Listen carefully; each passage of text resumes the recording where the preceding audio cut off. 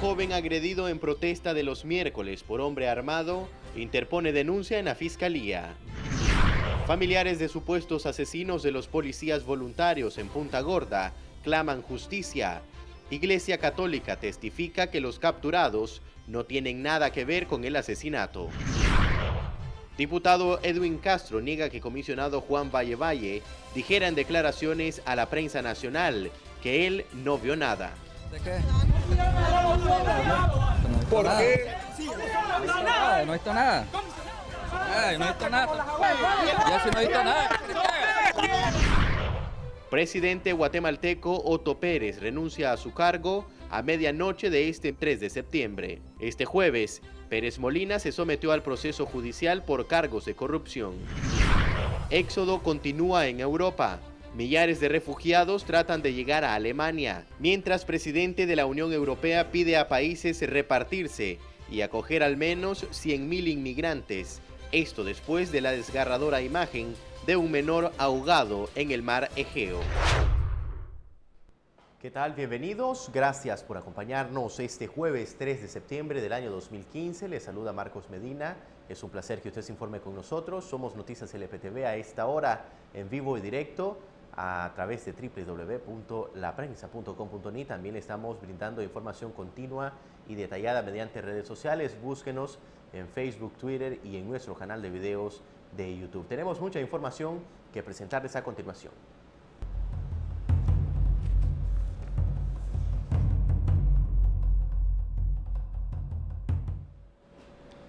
Iniciamos nuestras informaciones con noticias internacionales luego de la renuncia del presidente de Guatemala, Otto Pérez Molina.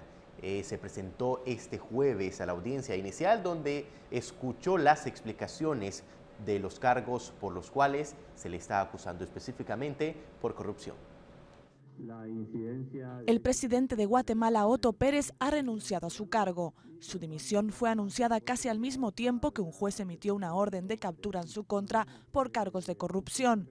Su ida ocurre a tan solo 3 días de la celebración de unos comicios generales marcados por la crisis política desatada tras varios casos de corrupción en el gobierno que causaron masivas protestas de repudio. El presidente de Guatemala llegaba de esta manera a comparecer ante la justicia acusado de corrupción. Otto Pérez había renunciado en la medianoche después de que el Congreso le retirara la inmunidad. El mandatario está envuelto en un escándalo de defraudación aduanera en el que también cayó su exvicepresidenta, que se encuentra actualmente en prisión preventiva. En las calles muchos celebraban la renuncia por la que tanto se manifestaron.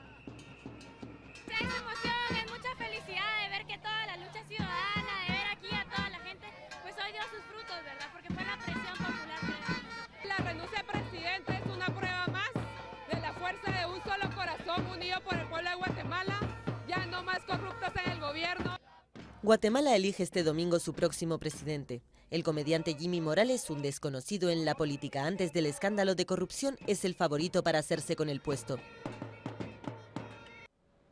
Diputados de la bancada oficialista aquí en nuestro país también reaccionaron ante lo acontecido en Guatemala. Ellos califican como admirable el ejemplo que está dando esa nación centroamericana. Sin embargo, aseguran de que no se puede comparar o trasladar hacia otros países. Veamos cuáles son sus razones.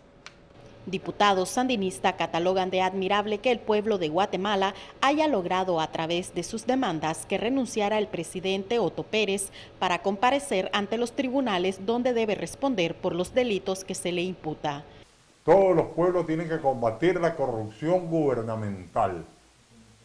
Es decir, es escandaloso lo que estaba sucediendo ahí, de que gente del gobierno cobraba coima por extraer sin pagar foros aduaneros una cantidad de mercancía.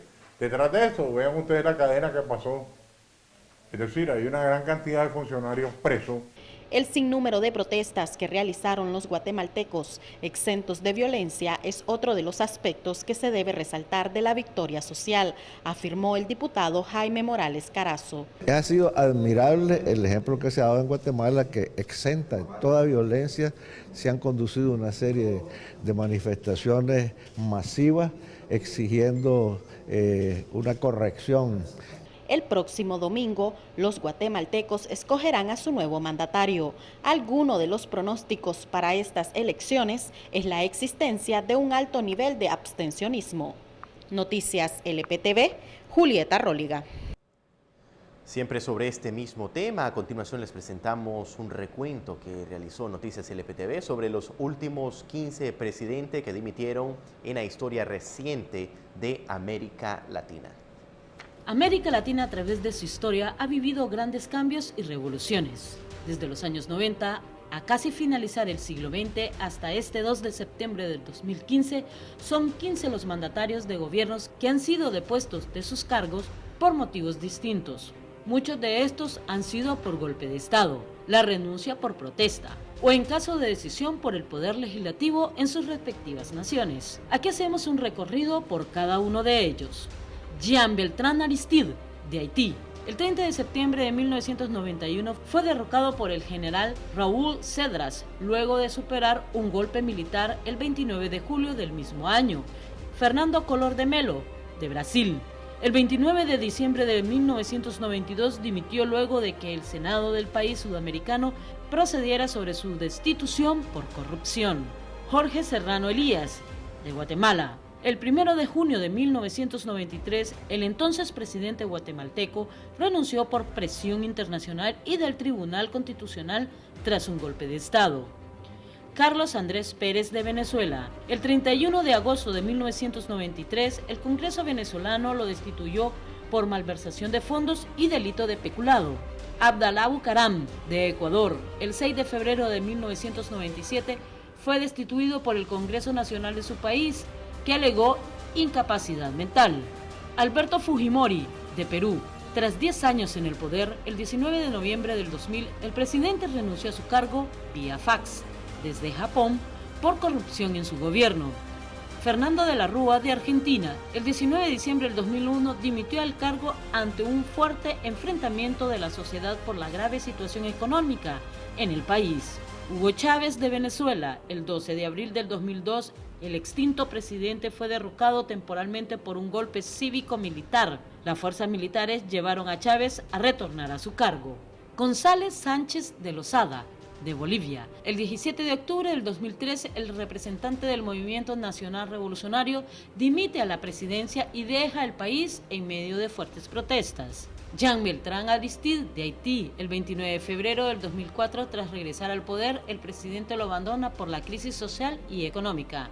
Carlos Diego Mesa, de Bolivia, quien fuera presentador de televisión y después presidente de Bolivia, presentó su renuncia el 7 de marzo del 2005, luego de la presión y asedio de los sindicatos. El Congreso entonces rechazó su renuncia. Lucio Gutiérrez Borboa, de Ecuador, el 20 de abril del 2005 fue destituido por el Congreso ecuatoriano tras una crisis institucional. Manuel Zelaya, de Honduras, el 28 de junio del 2009 fue destituido por un golpe de Estado. Fue deportado a Costa Rica. Fernando Lugo, de Paraguay. El 22 de junio del 2012 fue destituido por el Congreso paraguayo por desempeñar mal sus funciones. El hecho fue clasificado como un golpe de Estado. Otto Pérez Molina, de Guatemala. Este 3 de septiembre del 2015 se dio a conocer la renuncia del presidente guatemalteco por su presunta implicación en la trama de corrupción conocida como La Línea. Para Noticias LPTV, soy Jessica Gutiérrez. Ahí teníamos los 15 mandatarios que recientemente, o en la historia reciente, dimitieron a su cargo. Hacemos nuestro primer corte comercial. Al regresar tendremos información de carácter nacional que ocurre después del tiroteo que hubo en una protesta opositora en la capital.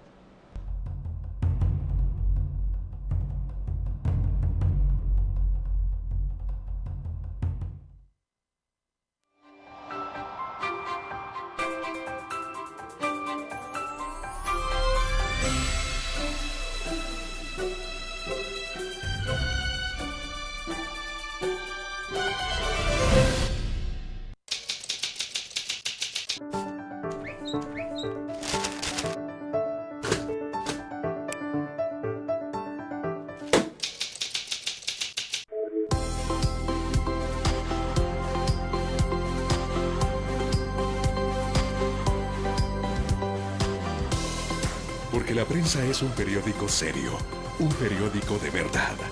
La Prensa, el periódico más leído de Nicaragua desde 1926.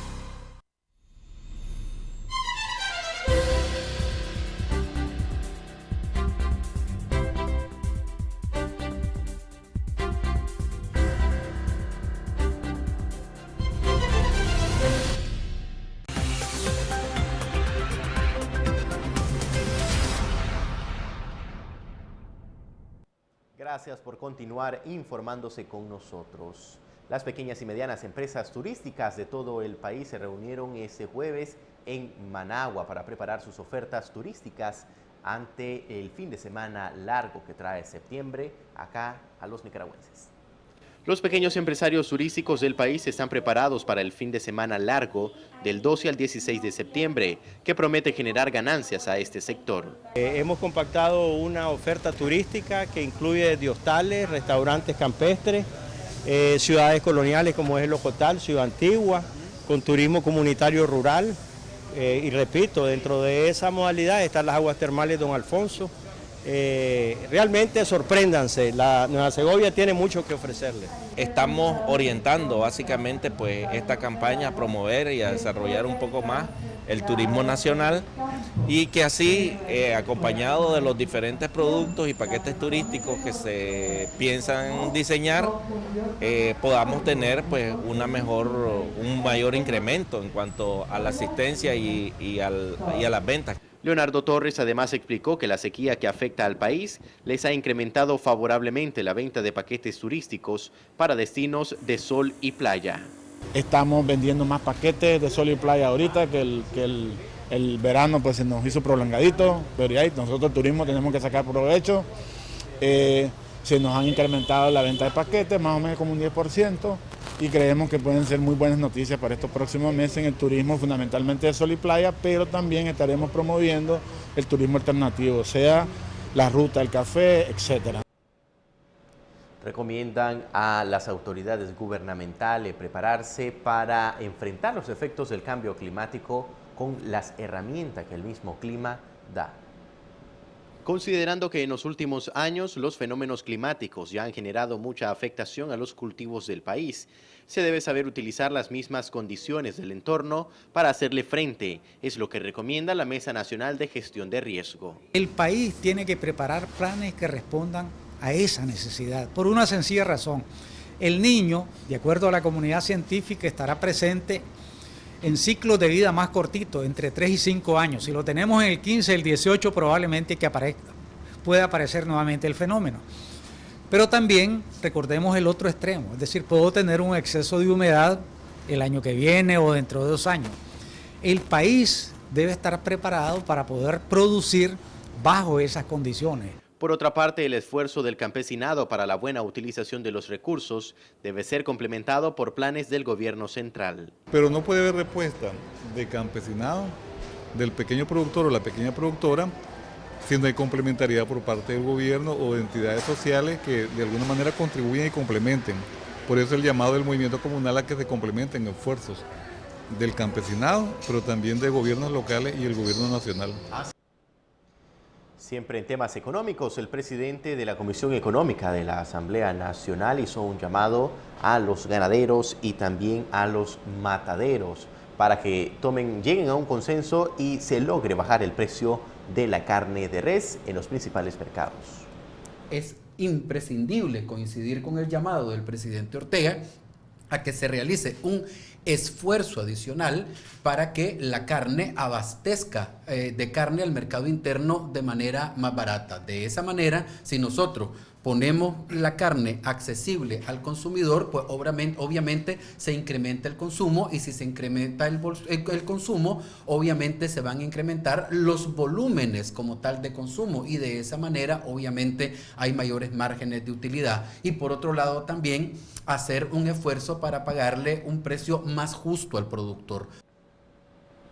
Cambiando de tema, siempre en la embajada, o más bien en la Asamblea Nacional, la presidenta en funciones, en conjunto con el jefe de la bancada del Frente Sandinista, Edwin Castro, recibieron al embajador de Colombia en nuestro país. Conozcamos más sobre el motivo de esta visita. Julieta Rólega estuvo ahí y nos tiene los detalles.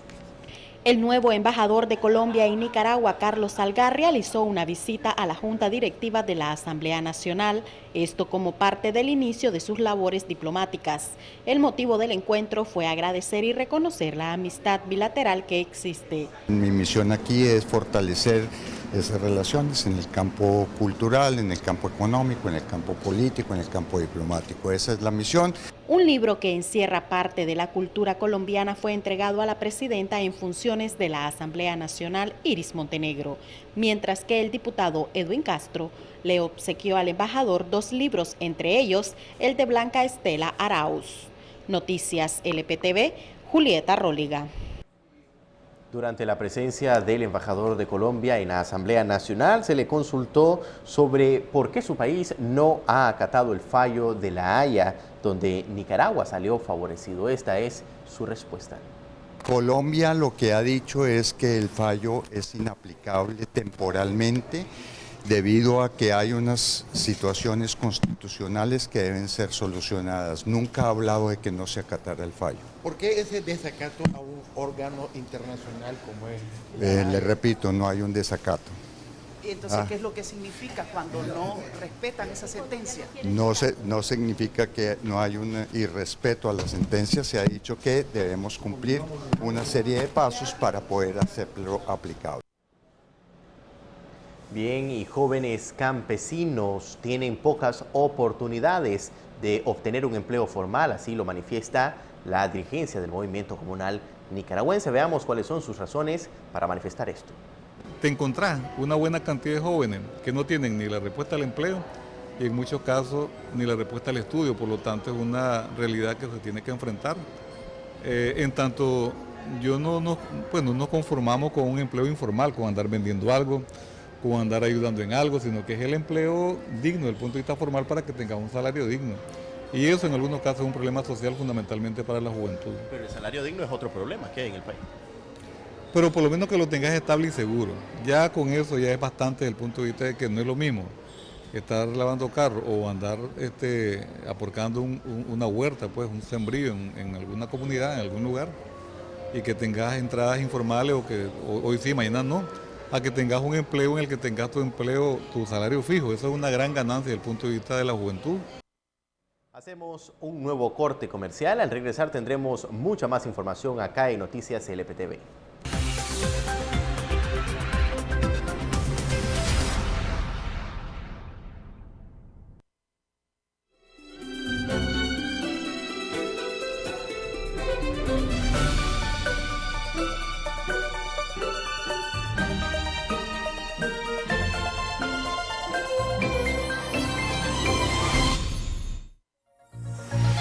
Ya estamos en tu teléfono o tablet. Con solo un clic, baja la aplicación de La Prensa en Play Store y tendrás toda la información y acontecer de índole nacional e internacional al instante. Editorial La Prensa, un medio hecho para informar.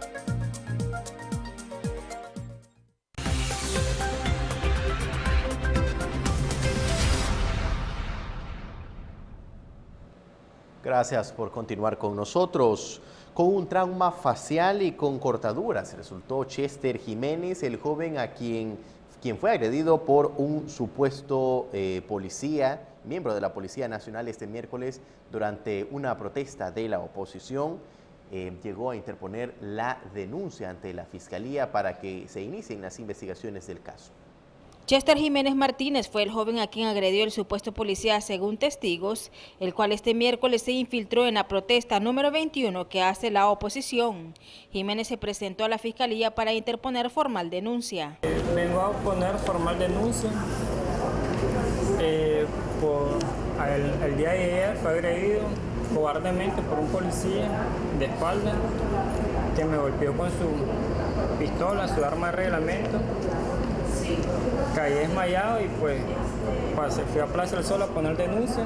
Ellas me mandan a medicina legal, no me atendieron, voy a ir más tarde, fui al hospital y ahí posteriormente vengo aquí al Ministerio Público. Según Jiménez, ya tiene prueba que el sujeto es policía, por lo que cuenta con videos y fotos que identifican al supuesto oficial. Era policía.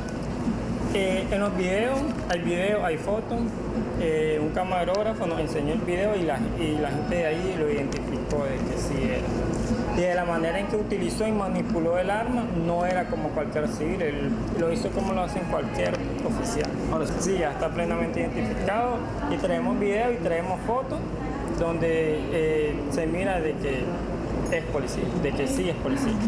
En horas de la tarde, la Policía Nacional emitió su comunicado donde expresa que el ciudadano es de nombre Samir Antonio Matamoros, con cédula 001-030488-0052D, y que este tiene antecedentes delictivos, pese a que ayer fue identificado como Juan Abelardo Rodríguez del Distrito 7 y no del Jonathan González, como menciona la policía. Él es del Distrito 7, secretario de la Juventud del Distrito 7, el que andaba de camisa negra, se llama Juan Abelardo Rodríguez, ese más es de allá de la Juventud Sandinista del Distrito 7.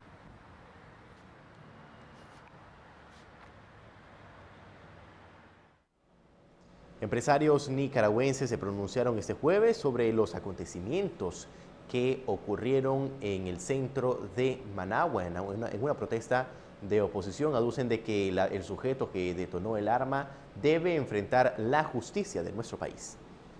Se debe aplicar la justicia al sujeto armado que disparó ayer en medio de una manifestación opositora. Es lo que dice el empresario y expresidente de AmCham, Yali Molina. Si yo lo hubiera hecho, yo estaría preso, ¿no? Hay que aplicar la justicia correctamente.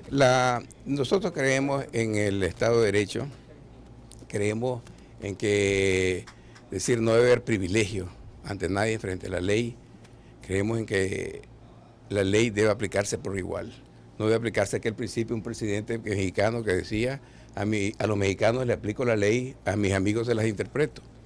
Creo que la ley es importantísimo que se aplique parejo a todo el mundo. Creo que todo lo que vaya contra un Estado de Derecho, donde existan privilegios, no se aplique por igualdad, con igualdad la ley afecta al país, afecta su imagen y afecta la inversión.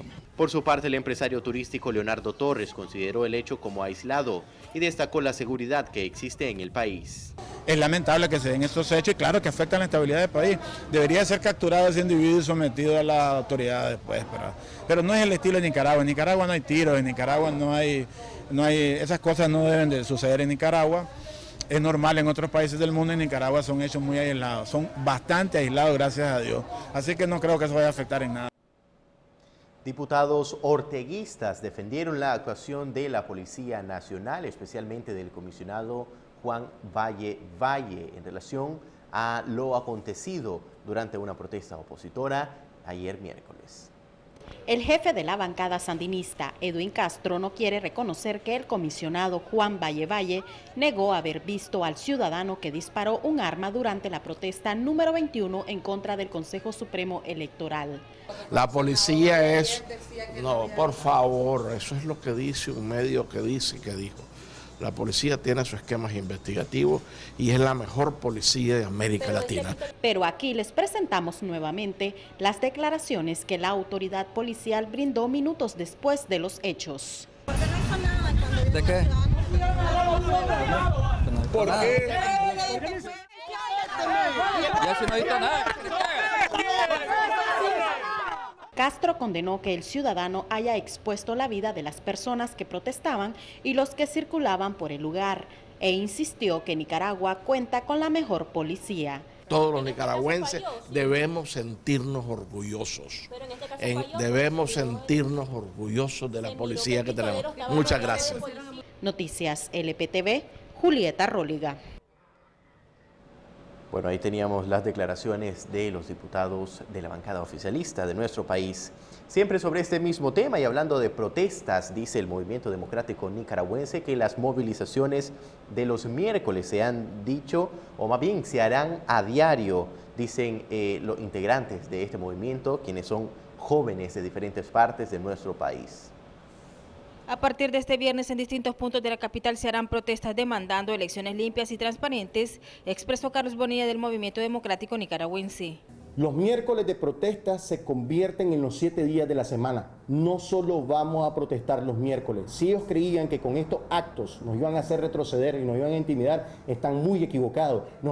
Están haciendo que salgan más personas a la calle. Vamos a protestar los 7 días de la semana en diferentes puntos, en diferentes horarios, en diferentes acciones. Condenaron también los hechos acaecidos el día de ayer, en donde se expuso la vida no solo de los que protestaban, sino de niños quienes fueron utilizados por el Frente Sandinista con la contramarcha que hicieron miembros de la resistencia. Por exigir democracia, por exigir libertad, un sujeto armado disparó, atentó contra la vida humana, habiendo policías en los alrededores que no estaban a 5 cuadras, como dijo el comisionado Valle. Nosotros no tenemos miedo a sus intimidaciones, no tenemos miedo a esos montajes, porque se mira que es un montaje completo. Poner ancianos de escudo para que no pasen los protestantes, llevar niños, llevar mujeres, garrotes con clavos. Bien, y esposas de detenidos por la Policía Nacional y el Ejército de nuestro país, a quienes vinculan con un asesinato de 5 policías en Punta Gorda, claman por justicia y que liberen a sus esposos porque aducen son inocentes. Las esposas de 2 de los detenidos por la policía en la comunidad Santa Elena en Arrás narraron la pesadilla que vivieron cuando miembros del ejército y de la policía llegaron a allanar sus viviendas para torturar a sus esposos, a quienes vinculan con la banda que asesinó a 5 policías en Punta Gorda. Vas a entregar, me dice, la otra AK que tenés, me dice. Yo no tengo AK, le digo. Vos sos sabedora, me dice, de los 5 hermanos policías. Mira, me dice, ¿cuántos estamos aquí? Me dice. Hay montoneras de policía, me dice, y del ejército. Mataron 5, dice, y mira cuántos tenés aquí en tu casa. Me golpearon duramente a él. Todo esto tenía golpes porque él es blanco y se le miraba todo colorado y rojo. Somos vecinos. Primero llegaron donde ella, después treparon a mi casa. Entonces me decía, entregar la AK que tiene tu marido, entregar las pistolas que se trajeron. No es cierto, nosotros somos inocentes, le digo yo. Mi marido no se mete con nadie, él es ministro de la palabra. Sumado a la prepotencia, estas familias fueron víctimas de robo por parte de las autoridades policiales y del ejército. Ahora los bajas del macho mejor, me dice. Yo tenía solo un macho pues que es más grande y más regular. Entonces así se tuvo que hacer pues como ellos ordenaron. Después de eso ya yo me asomé así para abajo, ya ellos venían con un montón de coco y naranjas sin pedirle permiso a nadie. Es lamentable estos hechos por ser estos ciudadanos y sus familias personas activas y con cargo de dirigente dentro de la Iglesia Católica local. Nosotros vamos a pedir una cita ante el cardenal Leopoldo Breni porque estamos seguros que él hará gestiones para que sean puestos en libertad. Siempre sobre este mismo tema, los miembros de la Iglesia Católica en la comunidad de Santa Elena testifican que los 2 detenidos el día del asesinato de los 5 policías participaban de una actividad religiosa de la Iglesia Católica de la localidad. Veamos. Las esposas de los detenidos llegaron a la CPDH acompañadas por pobladores de la comunidad de Santa Elena, quien a su vez son miembros de la Iglesia Católica de ese lugar, para testificar que el día del asesinato de los 5 policías, los detenidos se encontraban en una actividad de la iglesia. Señor Sotero Reyes se encontraba ese día en la iglesia porque él es ministro de la palabra y acompaña a las parejas como en la pastoral familiar. Juan Rodríguez también injustamente están detenidos porque es cierto pues que ellos están ahí en la iglesia y para mí pues me da tristeza de que ellos estén en esa desgracia. Hay personas que hemos llorado por ellos, porque a nosotros nos hace falta mucho. Y nosotros ahora, como yo, como madre de familia, yo tengo mi hijo, tengo mi marido, solo vivo pensando cuándo entran y se me levantan mi familia. En horas de la tarde, estas personas se trasladaron al Chipote a exigir que se liberaran a los 2 detenidos. ¿Qué pedimos para los detenidos?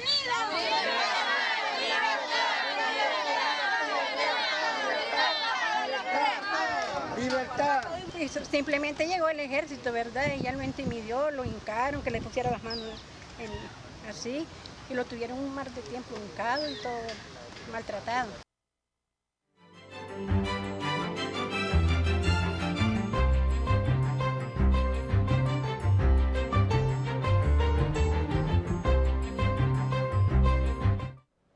En noticias internacionales, centenares de migrantes tratando de llegar a Alemania y a otros países europeos se precipitaron ese jueves por la mañana hacia los trenes de la principal estación de Budapest después de que las autoridades decidieron reabrirla. Veamos el siguiente reporte de AFP. Nuevas escenas de caos en la estación de trenes de Budapest. Unos 2.000 migrantes bloqueados aquí desde el martes, cuando la policía les prohibió la entrada, se precipitaron dentro de la estación y corrieron hacia un tren estacionado en la vía. No obstante, por megafonía se anunció que ningún tren saldría hacia el extranjero por un periodo indefinido.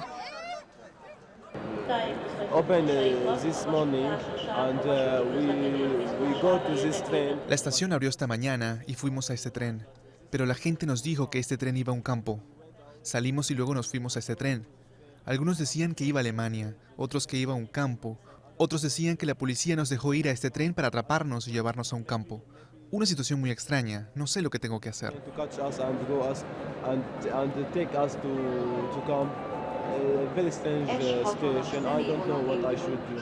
Estas escenas de confusión tienen lugar en medio de la peor crisis migratoria desde la Segunda Guerra Mundial, siendo Hungría un punto de paso clave para migrantes tratando de entrar a la Unión Europea. No obstante, este jueves el primer ministro húngaro Viktor Orbán afirmó que la crisis de migrantes no es un problema europeo, sino alemán. No es un problema europeo, es un problema alemán. Nadie quiere quedarse en Hungría, así que no tenemos problema con los que quieran quedarse en Hungría. Nadie quiere estar en Hungría, ni Eslovaquia, ni Polonia o Estonia. Todos quieren irse a Alemania. El drama de estos migrantes, en su mayoría huyendo de la violencia y la pobreza en Oriente Medio y África, tiene a Europa dividida entre los países que hablan de contener la oleada de refugiados y los que abogan por la solidaridad y redistribución de migrantes entre los Estados miembros. Mientras tanto, el presidente del Consejo Europeo urgió este jueves a los Estados miembros de la Unión Europea que acepten repartirse la acogida de al menos 100.000 refugiados para aliviar la presión sobre los países de primera línea de crisis migratoria. Veamos el siguiente reporte. En medio de la conmoción mundial causada por la imagen de un niño muerto tras un naufragio en el mar Egeo, cuando intentaba llegar con otros refugiados a una isla griega, el presidente del Consejo Europeo, Donald Tusk, urgió a los estados a repartirse la acogida de al menos 100.000 refugiados.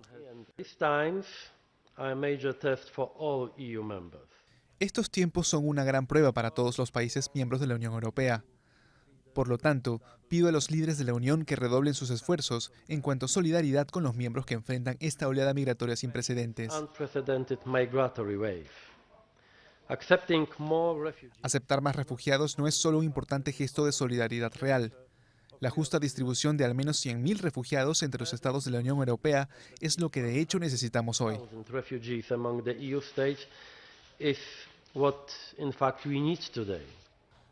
Poco antes, Tusk expresó el temor de que la crisis de los migrantes pueda crear una división entre el este y el oeste de la Unión Europea. Algunos Estados miembros solo piensan en contener la ola de migrantes, mientras otros, como Francia y Alemania, abogan por la solidaridad y defienden lo que llaman cuotas obligatorias. Pero varios países europeos ya han rechazado cuotas de repartición de refugiados y únicamente acordaron en una cumbre en junio pasado acoger voluntariamente a 32.000 personas procedentes de Siria y Eritrea. Lo que ha sido implementado ya no es suficiente. Hay países, y no los nombraré aquí porque debemos trabajar juntos, que no están cumpliendo con su obligación moral. Tenemos que ir más allá. Por el momento, la Comisión Europea propuso un plan para repartir a 120.000 refugiados entre los Estados miembros. Su reparto en la Unión Europea seguiría los mismos criterios que la propuesta formulada en mayo, que tomaba en cuenta el número de habitantes de los países de acogida y el impacto económico. Hasta aquí nuestras informaciones. Le agradecemos por conectarse con nosotros. Recuerde que estamos de lunes a viernes a las 6 en punto de la tarde aquí a través de www.laprensa.com.ni. Que pase una feliz noche. Será hasta mañana si Dios así lo permite.